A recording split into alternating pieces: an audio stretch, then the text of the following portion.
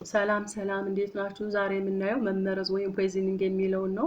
በዚህ ቪዲዮ ውስጥ መመረዝ ማለት ምን ማለት ነው፣ የመመረዝ አይነቶች ውስጥ ምን ምንድን ናቸው፣ ማኔጅመንት ውስጥ ምን ይመስላል የሚለውን እናያለን። WHO ወይም የዓለም ጤና ድርጅት እንደሚገልጸው በዓለም ላይ በየዓመቱ ከ3 ሚሊዮን ሰዎች በላይ የተለያዩ መርዛማ ነገሮች እንደሚመረዙና ከዚህም ውስጥ ፔስቲሳይድ ወይም ጸረ አረም የተባለው የመመረዝ አይነት ከፍተኛ ድርሻ እንዳለው ይገልጻል። በዚህ መሰረት አንድ ሰው ተመረዘ የምንለው ከዚህ በታች የተጠቀሱት የመርዛማ ሳብስታንስ ኤክስፖዝድ ሆኖ ሲገኝ ነው ማለት ነው። አንደኛው የመመረዝ አይነት ኬሚካል ፖይዝኒንግ በመባል ይታወቃል።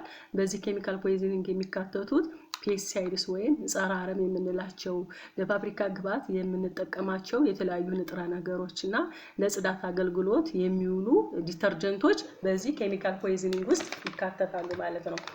ሁለተኛው የፖይዝኒንግ አይነት ቶክሲክ ጋዝ ፖይዝኒንግ በመባል ይታወቃል።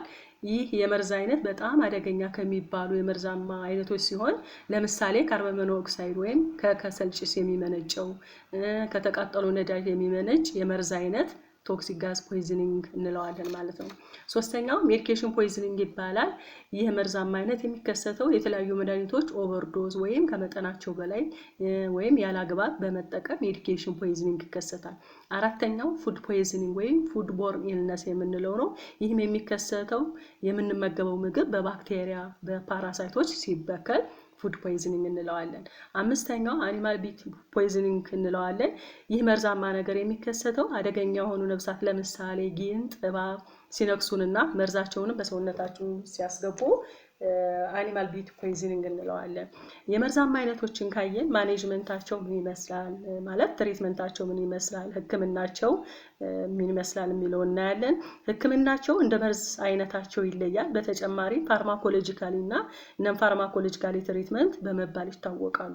ፋርማኮሎጂካሊ ስንል የተለያዩ መድኃኒቶችን በመስጠት፣ ነን ፋርማኮሎጂካሊ የምንለው ደግሞ ሳፖርቲቭ ትሪትመንት በማድረግ እነዚህን እናክማቸዋለን ማለት ነው።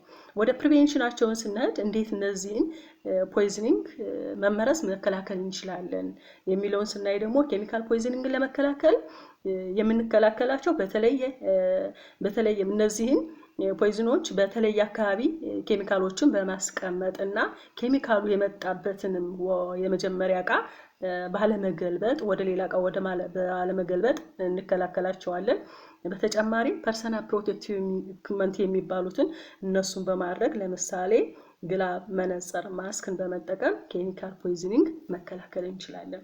ሁለተኛው ቶክሲክ ጋዝ ፖይዝኒንግ ነው። ይህን የምንከላከለው ላይ እንዳየነው በካርበን ሞኖክሳይድ የሚመጣ ከሆነ ማለት በከሰል ጭስ የሚመጣ ከሆነ ቤታችን ውስጥ በቂ አየር እንዲዘዋወር በማድረግ በነዳጅ በተቃጠሉ ነዳጆች የሚመጡ ከሆኑ ፊውል በርኒንግ አፕላያንስን በመጠቀም እነሱንም መከላከል ይቻላል።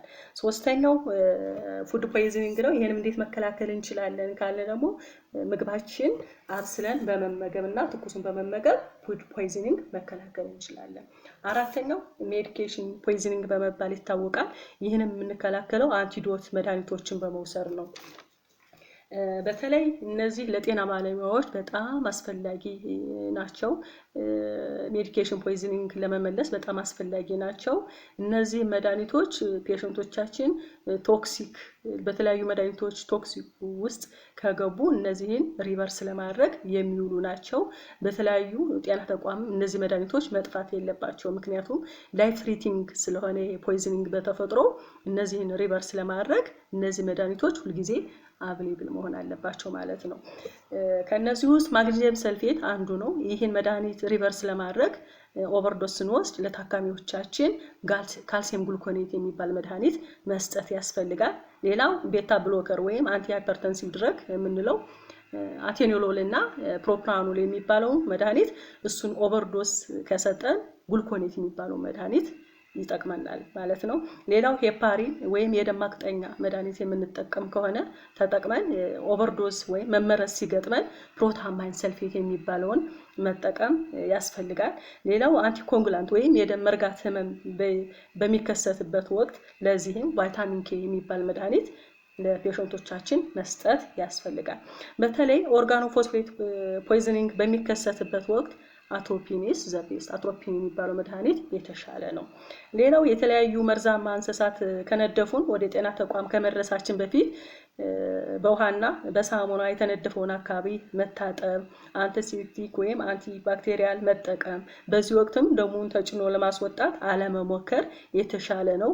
የተነከስንበትንም አካባቢ አደገኛ ከሆነ ከፍተኛ ከሆነ ወደ ጤና ተቋም በመሄድ አንቲቬኖም የሚባል መድኃኒት መውሰድ ያስፈልጋል። አመሰግናለሁ።